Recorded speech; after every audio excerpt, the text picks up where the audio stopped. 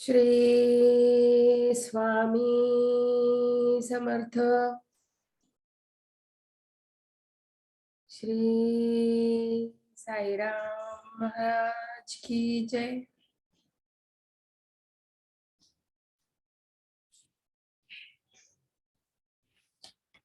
श्री साईचे सत्य चरित्र अध्याय 1. हेमाडपंतांनी या चरित्राला सच्चरित्र, सत्यचरित्र असे म्हटले आहे.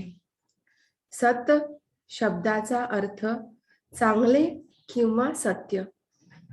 पहा गीता अध्याय 17 श्लोक 26. साईबाबांचे हे चरित्र चांगले म्हणजे चांगल्या किंवा प्रशस्त कर्मांनी युक्त तर आहेच, परंतु ते काल्पनिक किंवा तार्किक नसून जसे घडले तसे खरेखुरे वर्णिलेले आहे. श्री साई सच्चरिताच्या प्रस्तावनेत कैलासवासी बाळकृष्ण विश्वनाथ देव म्हणतात, श्री साई सच्चरितात ज्या कथा अगर लीला वर्णिलेल्या आहेत त्यांपैकी पुष्कळ अण्णासाहेबांनी स्वतःच्या डोळ्यांनी पाहिलेल्या आहेत आणि बाकीच्या ज्या भक्तांना श्री बाबांचे प्रत्यक्ष व स्वप्नात अनुभव आले आणि त्यांनी ते त्यांच्या समजुतीप्रमाणे जसेच्या तसे अण्णासाहेबांना लिहून कळवले अगर तोंडी निवेदन केले, त्या लीला व अनुभवांवर अण्णासाहेबांनी फक्त आपल्या प्रासादिक व रसाळ वाणीने कथा स्वरूपाचा पद्यमय, मोहक आणि सुंदर पेहराव चढवून त्यांचे हृदयंगम वर्णन केले आहे. यावरून या सर्व कथा व अनुभव अगदी विश्वासार्ह आहेत असे सत शब्दाने सुचविण्याचा हेमाडपंतांचा उद्देश असावा. मंगलाचरणम. ग्रंथ, कथा, काव्य, पुराण इत्यादींच्या आरंभी केलेली ईश्वराची स्तुती. श्री गणेशाला नमस्कार असो, श्री सरस्वती देवीला नमस्कार असो, श्री गुरु महाराजांना नमस्कार असो, श्री कुलदेवताला नमस्कार असो, श्री सीता व श्री रामचंद्र यांना नमस्कार असो, श्री सद्गुरु साईनाथांना नमस्कार असो. सुरुवात केल्या कार्याच्या स्थितीची समाप्ती निर्विघ्नपणे व्हावी म्हणून विद्वान लोक अगोदर मंगलाचरण करून आपल्या इष्टदेवताचा अनुग्रह प्राप्त करून घेतात. मंगलाचरण म्हणजे सगळ्यांना नमस्कार करणे होय. ते करण्याचा हेतू सर्व विघ्नांचे निवारण आणि इच्छित देहाची सिद्धी प्राप्ती करून घेणे होय. वाकडी सोंड असलेल्या दिनांचा पालन करता 14 विद्यांचा म्हणजेच 4 वेद, 6 वेदांने धर्मशास्त्रे, मीमांसा, तर्क किंवा न्याय व पुराणे अधिपती, मंगल रूप असलेला, हत्तीचे तोंड असलेला अशा गणपतीला प्रथम वंदन असो. पोटात 14 भुवने म्हणजेच 7 स्वर्ग म्हणजे भूलोक, भुवलोक, स्वर्गलोक, महालोक, जनलोक, तपलोक व सत्य किंवा ब्रह्मलोक आणि 7 पातळ म्हणजे अतल, वितल, सतल, रसातल, तलातल, महातल व पाताल किंवा नागलोक मावतात म्हणून तुला लंबोदर, मोठे पोट असलेला असे म्हणतात. भक्तांच्या विघ्नांचा नायनाट करण्यासाठी धारदार परशु तू हातात धरतोस. हे विघ्न व घातपात यांचे निवारण करणाऱ्या गणनाथा गजानना, माझ्या शब्दांना प्रसाद पूर्ण कर. मी तुला साष्टांग नमस्कार करतो. तू भक्तांचा मदतगार आहेस.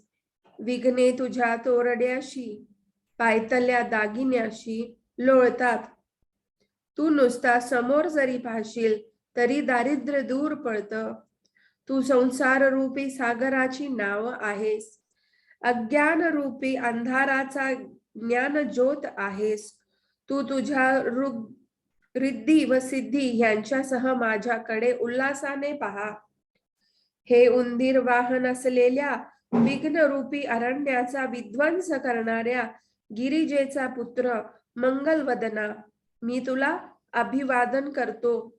निर्विघ्नपणे सर्व समाप्ती होण्यासाठी आणि मंगल होण्यासाठी इष्ट देवताला नमस्कार करण्याची ही शिष्टाचाराची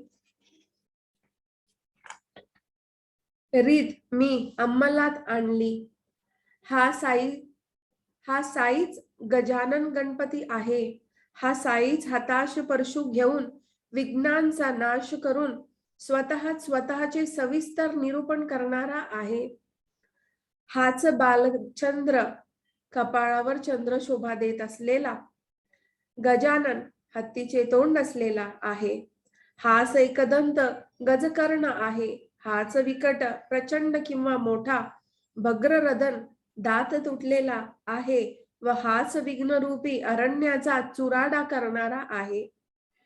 हे सर्व मंगल मांगल्या लंबोदरा, साईनाथांशी एकरूप असणाऱ्या कृपाळू गणराया, मला आत्मसुखाच्या ठिकाणी घेऊन जा. आता शहाणपण हाच स्वभाव असलेल्या ब्रह्माच्या कन्येला सरस्वती देवीला नमस्कार असो. ती माझ्या जिभेला हंस करो आणि तिच्यावर आरूढ हो. जिच्या हातात ब्रह्मवीणा आहे, जिच्या कपाळावर कुंकुवाची बारीक अशी रेखा आहे, जिने शुभ वस्त्र धारण केलेले आहे व हंस जिचे वाहन आहे, ती माझ्यावर कृपा करो. ही वाचेची देवता व जगताची माता प्रसिद्ध झाल्याशिवाय काव्य व कथा असलेले वाङ्मय साध्य होईल का? आणि माझ्याकडून ही गाथा लिहिवेल का? ही जगज्जननी वेद माता विद्या संपत्तीची गुणरूपी नदी माझ्याकडून श्री साई समर्थ चरित्र रूपी अमृत सर्वांना पाजो. श्री साई भगवान स्वतःच भगवती स्वरूप सरस्वती होऊन ओंकार वीणा हातात घेऊन स्वतःचे चरित्र भक्तांच्या उद्धारासाठी स्वतःच गात आहेत. माझे कुलदैवत आदिनाथ नारायण, ज्यांचा क्षीरसागरी निवास आहे व जो सर्वांची दुःखे हरण करणारा आहे, त्याला नमस्कार असो. परशुरामाने समुद्र हटविल्यामुळे जो जमिनीचा नवा भाग निर्माण झाला व ज्याला कोकण प्रांत हे नाव प्राप्त झाले, तेथे नारायण प्रकट झाला. जो जीवांच्या अंतःकरणात बसून नियमन करून कृपादृष्टीने त्यांचे संरक्षण करतो, त्या नारायणाच्या प्रेरणे अधीन मी आहे. तसेच यज्ञाच्या सांगतेसाठी भार्गवाने ज्या गौड देशातील महामुनीला आपले, त्या मूळ पुरुषाला माझा अत्यंत आदराने नमस्कार असो. आता गोत्राचे स्वामी ऋग्वेद शाखेचे व सर्व आदि गौड जातीच्या ब्राह्मणांचे पूर्वज ऋषिराज भारद्वाज यांना नमस्कार असो. नंतर पृथ्वीवरचे देव व परब्रह्माचे अवतार असे जे ब्राह्मण, त्यांना वंदन असो. मग योगीश्वर याज्ञवल्क्य, भृगु, पराशर व नारद वगैरे यांना नमस्कार असो. पराशरांचे चिरंजीव वेदव्यास, ब्रह्माचे मानसपुत्र सनंदन, सनत्सुजात व योगींद्रादिक मुनी, कविहरी, अंतरिक्ष, प्रबुद्ध, पिंपलायन, अविहोत्र, द्रुमिल, चमस व करभाजन, भागवत स्कंद 11 2 यांच्या चरणी लोटांगण असो. आता निवृत्ती, ज्ञानदेव, मुक्ताबाई, सोपन, एकनाथ, स्वामी जनार्दन, तुकाराम, कान्होबा, नरहरी वगैरे संतजनांना नमस्कार असो. सगळ्यांचा उल्लेख करण्यास ग्रंथ जागा पुरा नाही, म्हणून सर्वांना मी प्रणाम करतो आणि त्यांना मला आशीर्वाद द्यावा अशी प्रार्थना करतो. आता सदाशिव नावाचे माझे पुण्यवान आजोबा, ज्यांनी संसार निरर्थक मानून बद्रीनाथ व केदारनाथ या ठिकाणी निवास केला होता, त्यांना मी वंदन करतो. पुढे माझे वडील, जे सदा शंकराची उपासना करीत होते, गळ्यात रुद्राक्षाची माळ घालीत होते व शिव हे ज्यांचे आराध्य दैवत होते, त्यांना मी वंदन करतो. नंतर माझी जन्मदाती आई, जिने मला रात्रंदिवस कष्ट करून पोचले, तिला मी वंदन करतो. तिचे उपकार मी किती आठवू. ती मला लहानपणी सोडून गेली आणि माझ्या काकूने मला कष्टपूर्वक सांभाळले. ती सदा हरीचे स्मरण करत दंग असे. तिच्या चरणी मी मस्तक ठेवून नमस्कार करतो. सर्वांहून माझा मोठा भाऊ, ज्याचे बंधुप्रेम अप्रतिम होते व जो माझ्याकरिता जीव की प्राण खर्च करण्यास तयार असे, त्यांच्या चरणांवर मस्तक ठेवून मी नमस्कार करतो. आता मी तुम्हा श्रोतेजनांना नमस्कार करतो. तुमचे लक्ष जर नसेल तर मला समाधान कसे लाभेल? श्रोता जसा जसा चतुर, गुणांची योग्यता ओळखणारा व कथा ऐकण्यासाठी अगदी आतुर असलेला असेल, तसा तसा वक्त्याच्या मनात अधिकाधिक उत्साहपूर्वक आनंद वाटतो. तुमचे लक्ष नसेल तर मग कथेचा काय उपयोग?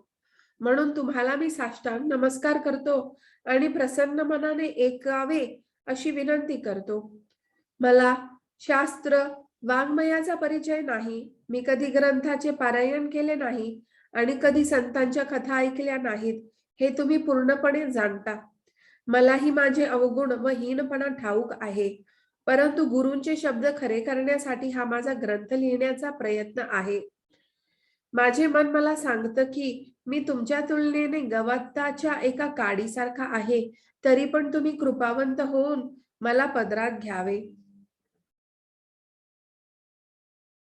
आता बुद्धीला स्फुरून देणाऱ्या सद्गुरूंचे स्मरण करूया. त्यांचे प्रेमाने चरण वंदूया आणि त्यांना काया वाचा मनाने शरण जाऊया. जेवताना जेवणारा जसा गोड घास शेवटी ठेवतो, तसा गुरुवंदनाचा सुग्रास घेऊन या नमनास संपवूया. ओम रूपी श्री सद्गुरु राया, तुला नमस्कार असो. तू चर व अचर प्राण्यांच्या विसावा आहेस.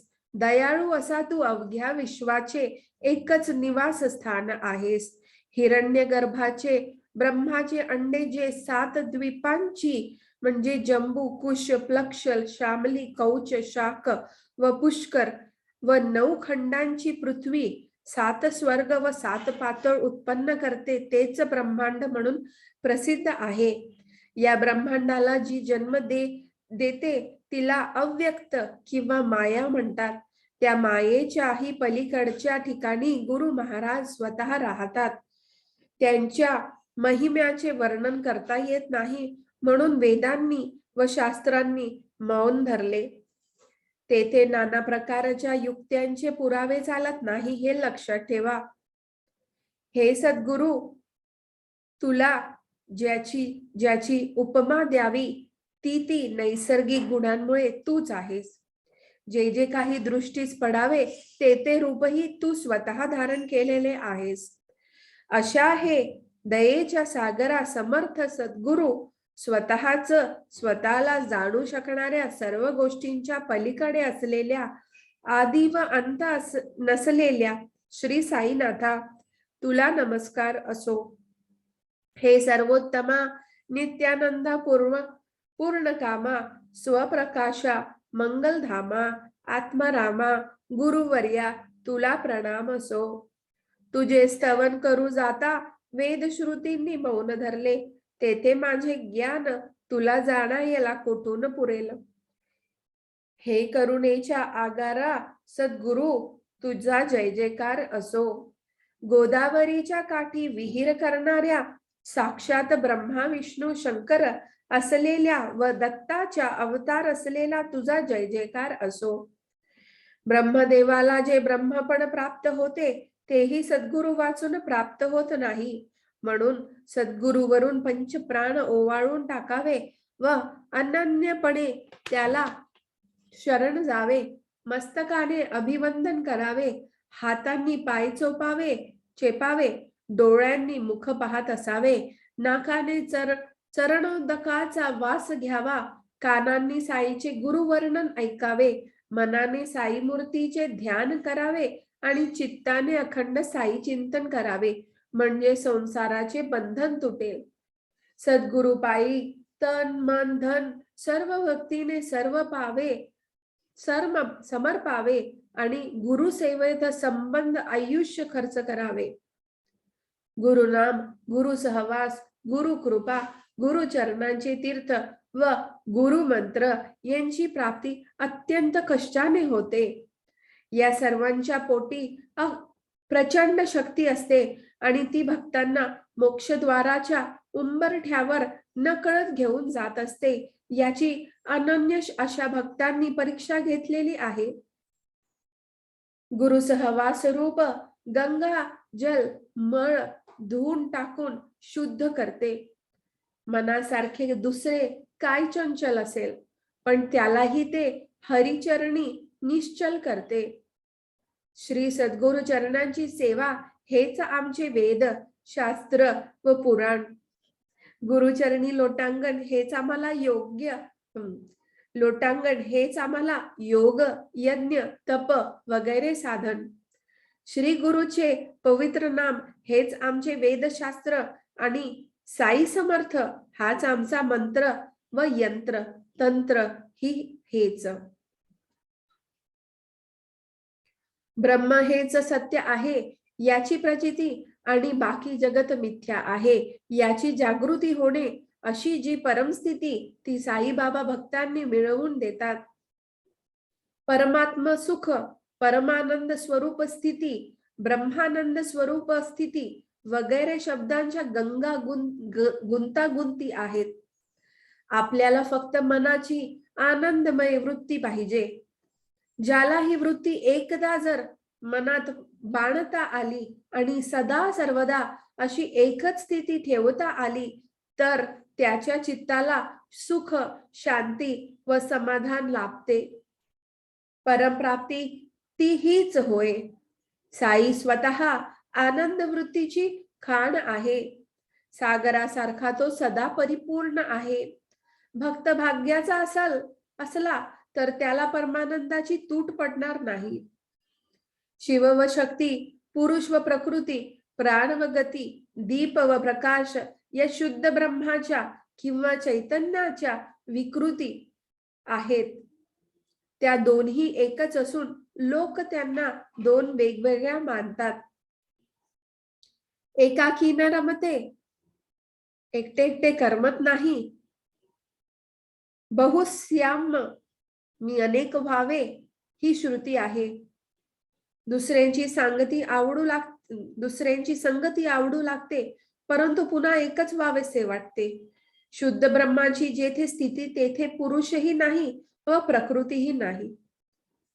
सूर्याची जेथे वस्ती तेथे कुठला दिवस व कुठली रात्र. साईबाबांचे मूळ स्वरूप गुणांच्या पलीकडे निर्गुण आहे, परंतु भक्तांच्या कल्याणासाठी ते उत्तमोत्तम गुणांसह सगुण झाले. त्यांना मी अनन्यपणे शरण जातो. साई समर्थांना जे शरण गेले ते त्यांनी आपुले पुष्कळ अनर्थ चुकविले, म्हणून मी आपल्या या मतलबासाठी त्यांच्या पायी मस्तक ठेवितो. ज्याचे महत्वाचे माप वास्तविक पाहता निराळेच आहे, जो भक्तांच्या सुखासाठी वेगळा राहतो व जो आपण स्वतःच ईश्वराचे भक्त आहोत असे दाखवून त्याप्रमाणे वागतो, त्या प्रेमळ साईबाबाला माझा प्रणिपात असो. जो सर्व जीवांचे चैतन्य आहे, जो ज्ञानशक्तीचे अधिष्ठान आहे, जो चर व अचर रूपाने प्रकट झाला, त्या प्रेमळ साईबाबाला माझा प्रणिपात असो. हे सुखमूर्ती गुरुराया, तू माझी परमगती आहेस, तूच माझी विश्रांती आहेस. माझ्या अर्थाची आर्त पिडलेल्या माझ्या पीडा दूर करणारा तूच आहेस.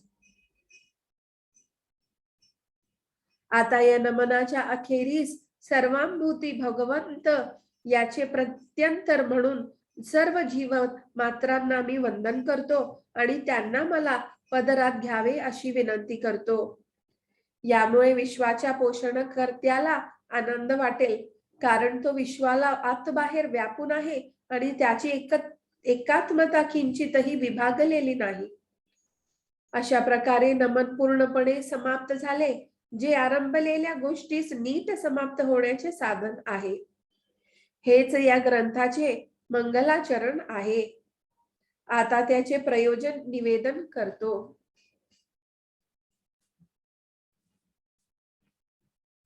साईंनी माझ्यावर कृपा करून जेव्हापासून माझ्यावर अनुग्रह केला तेव्हापासून मी रात्रंदिवस त्यांचे चिंतन करीत असतो आणि त्यामुळे संसारातील माझ्या भीतीचा नाश झाला आहे. मला दुसरा जप नाही, मला दुसरा तप नाही. साईंचे शुद्ध सगुण रूप मी पाहत असतो.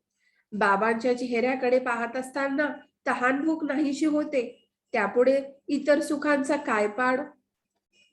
संसारातील दुःखे विसरायला होतात.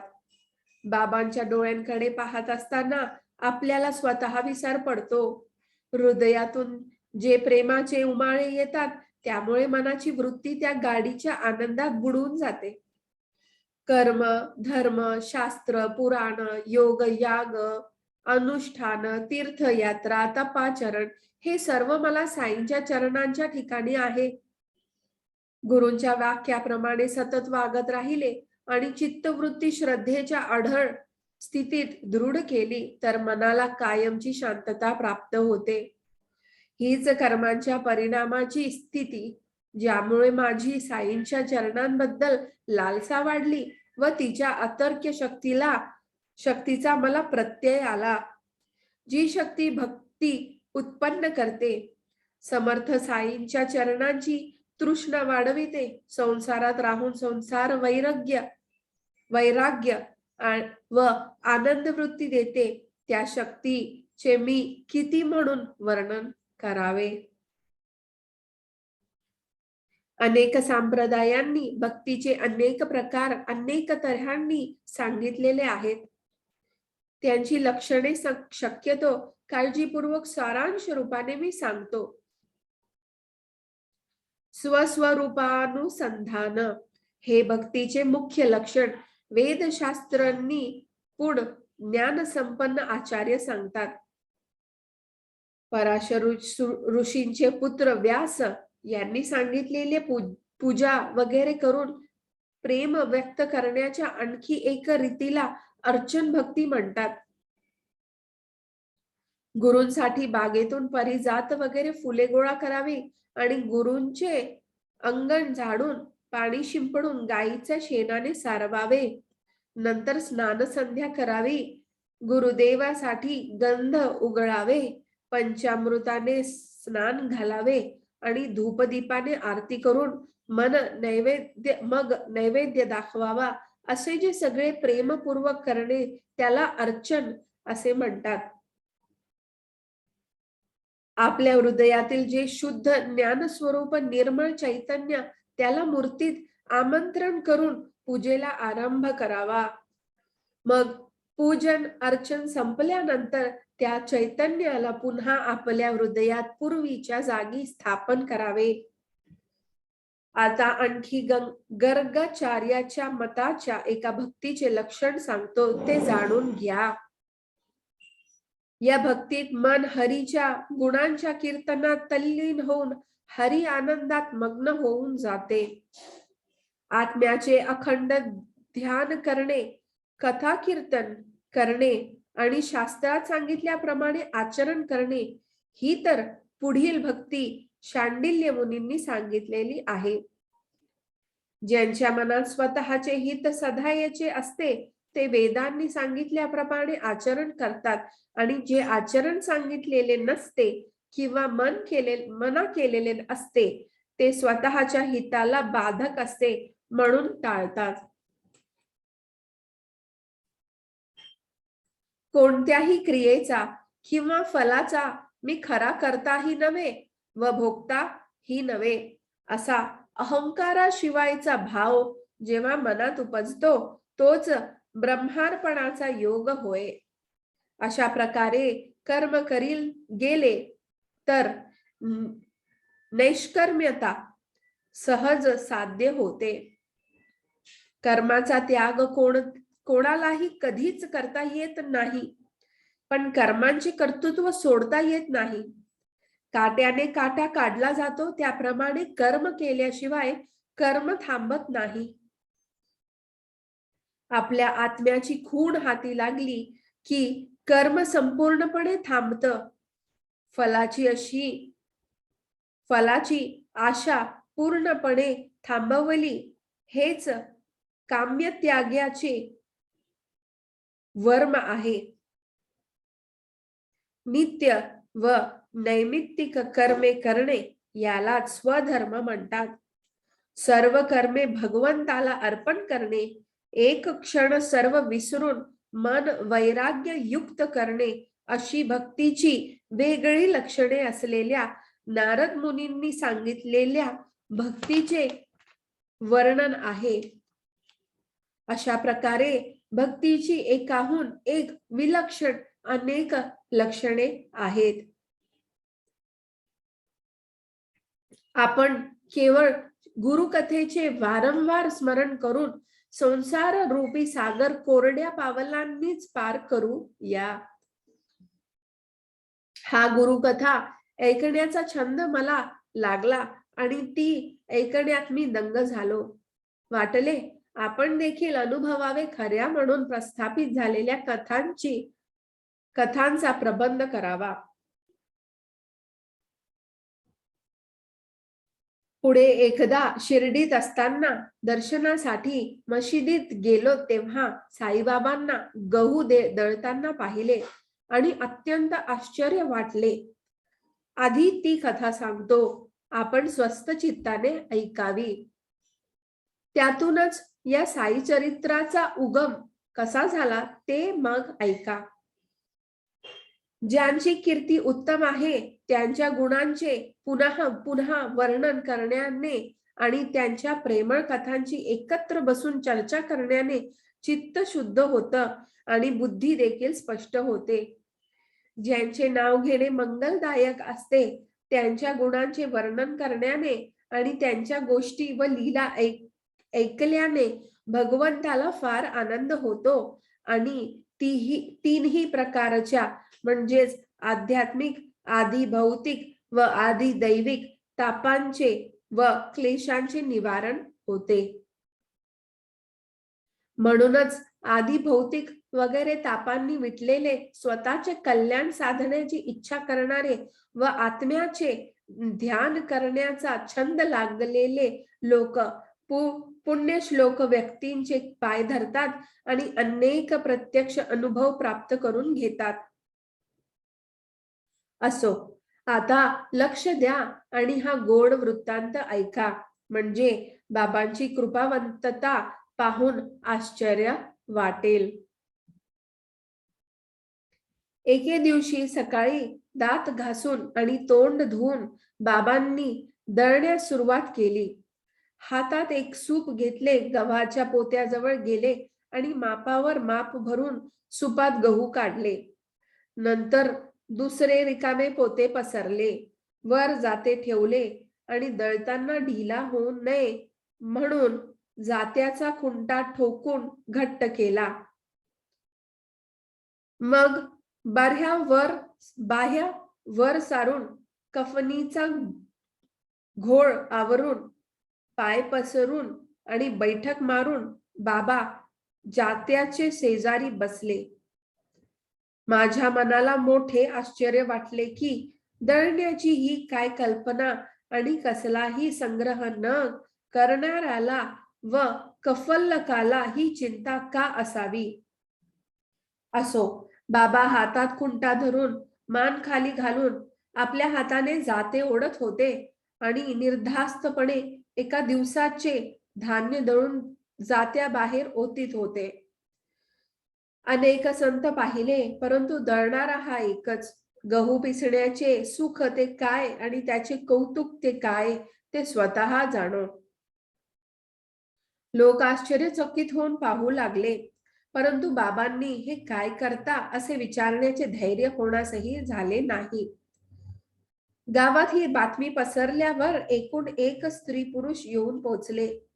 स्त्रिया धावता धावत्या थकल्या. त्यांपैकी चौघी घाईघाईने मशिदीच्या पायऱ्या चढून वर जाऊन बाबांच्या हाताला झोंबल्या आणि जात्याचा खुंटा हिसकावून घेतला. बाबा त्यांच्या बरोबर भांडू लागले, पण त्या एकसारख्या दळू लागल्या आणि दळता दळता बाबांच्या लीलेचे गुणगान करीत बाबांची गीते गाऊ लागल्या. त्या बायांचे प्रेम पाहून बाबांचा उसना राग शांत झाला आणि रागाचे प्रेमात रूपांतर झाले. बाबा गालातल्या गालात हसू लागले.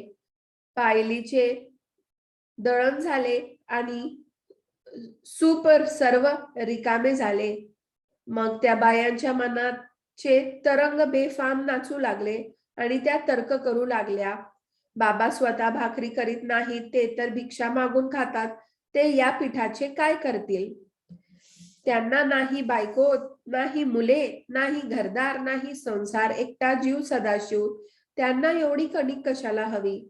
एक बाई म्हणाली, बाबा परम कृपाळू आहेत, आमच्यासाठीच त्यांचा हा खेळ असावा.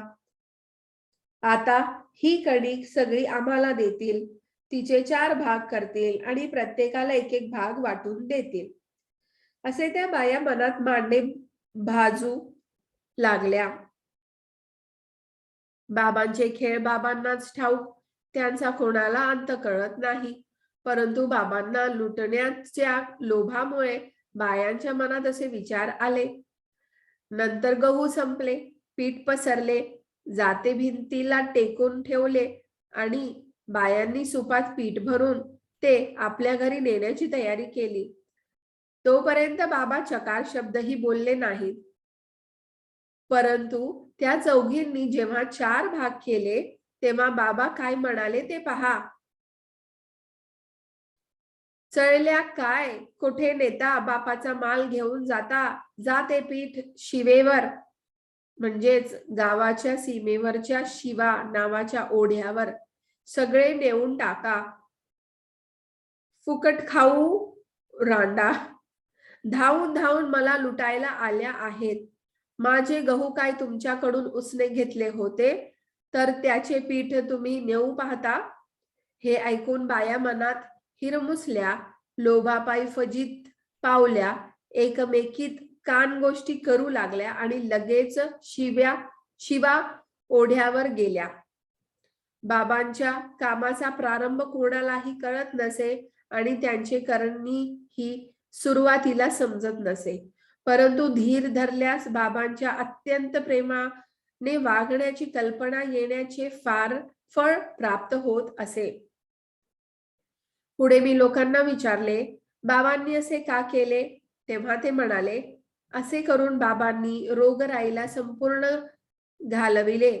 ते गहू नव्हते, तर महामारीची साथ होती. तिला धान्याप्रमाणे जात्याच भरडायला हळूहळू टाकले आणि तो भरडा शिवेवर वरच्यावर टाकविला. असो, अशा प्रकारे ओढ्याच्या काठावर पीठ टाकले आणि तेथून रोगाला ओहोटी लागून गावाचे वाईट दिवस संपले. असे हे बाबांचे न कळणारे कौशल्य होते. गावात मरीची साथ होती, तिला साईनाथांनी असा तोडगा केला आणि रोगाची वाताहात होऊन गावाला शांतता लाभली. दळण्याचा देखावा पाहून माझ्या जीवाला कौतुक वाटले.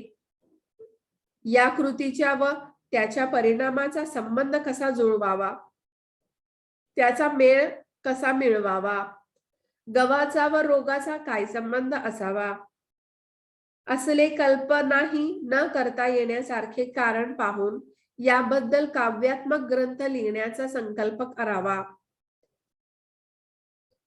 क्षीरसागराला जशा लोटा येतात, तसे माझ्या हृदयात प्रेम उचंबळले आणि वाटले बाबांची मधुर कथा पोटभर गावी. मंगलाचरण संपले, नातलगांचे व संतांचे नमन संपले, सद्गुरूचे अविभक्त वंदन संपले. मी हेमाड पंत श्री साईनाथांना शरण आलो आहे. पुढील अध्यायात ग्रंथाचे प्रयोजन, अधिकारी व अनुबंध माझ्या बुद्धीप्रमाणे मी समजावून सांगेन. श्रोत्यांनी स्वस्त चित्ताने ऐकावे. तसेच श्रोत्यांचे व वक्त्याचे कल्याण साधणारे हे श्री साई सच्चरित रचणारा हेमाडपंत कोण हेही पुढे सांगितले जाईल.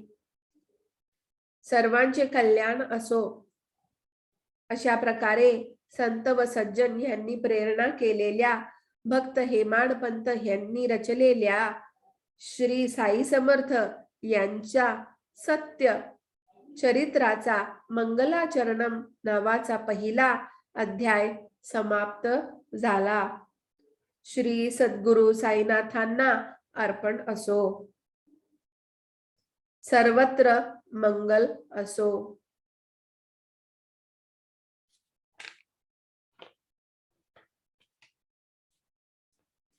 अध्याय 1 वरील पूरक विवरण. वरच्या ओळी 132 ते 136 मध्ये बाबांच्या गहू दळण्याच्या कृतीचा अर्थ शिर्डीच्या लोकांनी हेमाडपंतांना सांगितला. त्याशिवाय आणखी एक आध्यात्मिक अर्थ श्री नागेश वासुदेव गुणाजी यांनी त्यांच्या श्री साई सच्चरिताच्या इंग्रजी संक्षिप्त भाषांतरित पुस्तकात सांगितला आहे.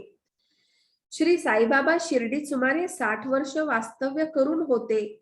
त्या दीर्घ काळात बहुतेक रोज ते जात्यात गहू दळीत असत. पण ते नुसते गहू दळणे नव्हते, तर असंख्य भक्तांची पापे, त्याचप्रमाणे मानसिक व शारीरिक दुःखे ते दळीत होते. त्यांच्या जात्याचे सपाट वाटोळे 2 दगड म्हणजे कर्म व भक्ती होय. खालचा कर्म व वरचा भक्ती. जात्याचा खुंटा किंवा खीळ ज्याला धरून बाबा जाते चालवीत असत तो म्हणजे ज्ञान. बाबांचा दृढ विश्वास होता की आपल्या सर्व आशा आकांक्षा पातके तिन्ही गुण म्हणजे सत्व रज आणि तम आणि आपल्या असलेल्या सूक्ष्म व सोडण्यास कठीण असा अहंकार यांना सत्कर्म भक्ती व ज्ञान यांच्या सहाय्याने जात्यात आधी दळून काढल्याशिवाय आत्मज्ञान किंवा साक्षात्कार प्राप्त होणे शक्य नसते. यावरून थोर संत कबीर यांच्या अशाच एका गोष्टीची आठवण होते. एकदा एका बाईला धान्य दळताना पाहून कबीर त्यांच्या निपत्ती रंजन गुणांना म्हणाले, मला रडू येत आहे, कारण या जात्यात भरडल्या जाणाऱ्या धान्याप्रमाणे संसार चक्रात भरडून जाण्याच्या कष्टाची जाणीव मला होत आहे. त्यावर निपत्तीरंजन म्हणाले, घाबरू नकोस, माझ्याप्रमाणे ज्ञानाच्या खुंट्याला घट्ट धरून ठेव आणि जात्यापासून दूर न जाता मध्यबिंदूकडे मन वळवून ठेव, म्हणजे तू खात्रीने वाचशील. अध्याय 1 समाप्त. श्री स्वामी समर्थ. श्री साईराज महाराज की जय.